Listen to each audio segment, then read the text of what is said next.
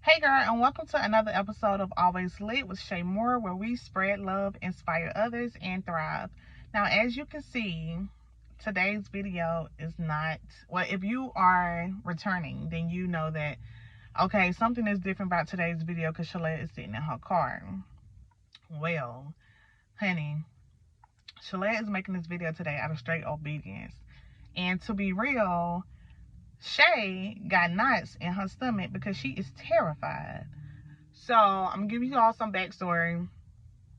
I am a vivid dreamer. I have always been a very vivid dreamer. Always. So exactly 2 mornings ago, I prayed that God would reveal my gift to me. I prayed that if my dreams did have meaning, that God would help me to interpret what those dreams meant, and some other things. So ever since I prayed that, the past 2 nights, whenever I go to sleep, y'all, I have been feeling so restless. Like, I can't really explain the type of sleep I've been getting, but it's like I know for a fact that I'm dreaming in the midst of it. Like, when I wake up in the middle of the night, whatever, I can know for a fact that I'm dreaming, but I cannot remember the dream. It's like I'm tossing and turning all night. It's like I'm waking up feeling tired, waking up feeling tense, and I can't remember anything, and that's not really normal for me. So last night I woke up around 2 something, and the same thing was going on. So the difference with last night is that I sat up in my bed, I grabbed my journal, and I began praying. And I was telling God, like, everything. I came to you and I asked you to help me with interpreting my dreams, if there was any meaning, because I never said that there was meaning in my dreams. I'm just asking, if there is meaning, help me interpret them. So ever since then, I have not been getting good sleep. I've been feeling restless. I've been waking up tired. I've been waking up and like the back of my neck been feeling stiff, and I just been tossing and turning, and I can't remember anything. So I pray and I just ask God to please help me while I sleep, to not only sleep peacefully, but to be able to go back to remembering my dreams and be able to bring those dreams to Him for interpretation. So I go back to sleep, which I don't go back to sleep till like around 5:30-ish. I go back to sleep and I finally have a dream that I can remember. And I'm going to read you the dream word for word.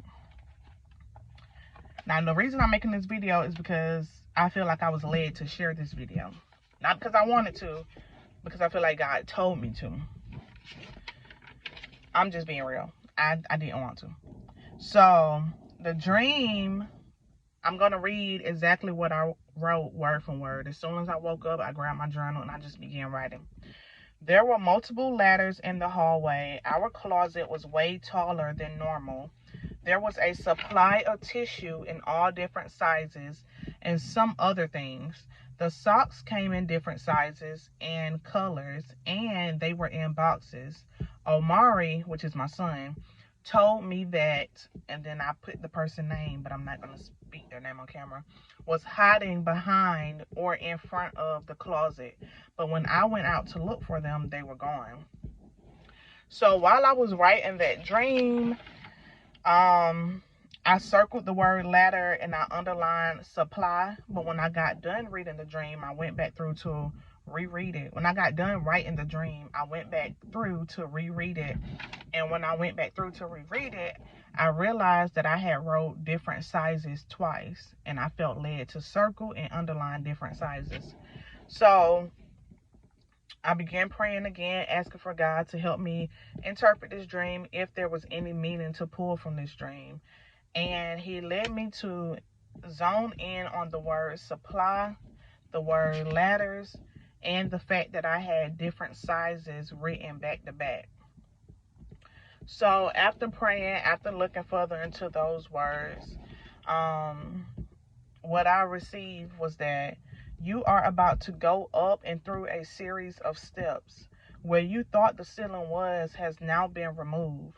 Your ceiling was placing limits on where I am taking you. Where you are headed, you will receive overflow, more than enough. You will be a blessing to others. Your supply will remain stocked, and people who have tried to hide will be exposed.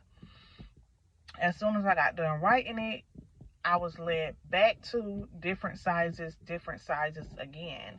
And what I received was that it's important to know that the blessing that is about to be received will come in different sizes. It's not just for you. It's not just for me to hold on to. It's just not for me to be greedy. This is coming in different sizes so that I can be a blessing to others. This is coming in different sizes so that I can be impactful to those around me. So those around me, then those connected to me, can reap the benefits of being connected to me. It's not just for you. It's not just for me. And then, so I'm sitting here and I'm just praying. I'm thanking God for even giving me that. And I continuously hear, share it, share it, share it. And I'm like, share it where? Because I'm doing a fast. Well, I guess I didn't mean to say that, but I'm not editing this video. So I'm not on Facebook, I'm not on TikTok, and I'm not on Instagram right now. So what I was saying in my head was like, share it where?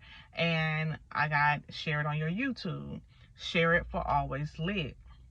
Now, I'm just being honest, I started to thinking up all of the reasons why I should not or cannot share this.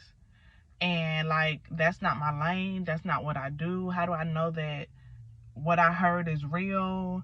I'm not qualified. Why are people going to listen to me? Like, just all this doubt and fear just began to come in my head.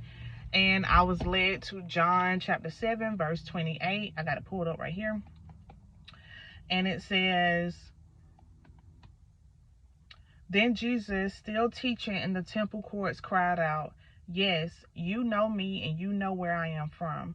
I am not here on my own authority, but he who sent me is true. You do not know him.'" And then 29 says, "But I know him because I am from him and he sent me." And I took that as confirmation, as stop worrying about what other people are going to think. Stop worrying about if other people think that you're able to do it or qualified to do it. If I told you to share it, then you share it. And that confirmation was enough for me to pick my camera up, hop in my car, because it is early in the morning and I don't want to wake my husband and my kid up, but hop in my car and began to share this, because I know that I prayed for this. I prayed to be able to have dreams. Well, I prayed that I would be able to interpret my dreams. I did not know along with that responsibility was going to be to share it. But I prayed that if I had a gift, that God would allow me to be able to use that gift. I didn't know he was going to tell me to share it. And even though it is uncomfortable, even though I am terrified, like literally shaking in my boots right now, I am going to be obedient. Because although I never want to be that person that's just picking up the camera to say things to try to get some clout. I don't even have no followers, basically. I don't even really have that many subscribers. However, if I'm told to do it, I'm going to do it. But that is what my fear was. You can tell how scared I am. I can barely even talk. But that is what my fear was. I don't ever want people to think I'm getting on camera just to talk, just to make up things, just to say things, and you know, trying to get the clout, because people do it. But I did not want to be that person. But if God say do it, I gotta do it. So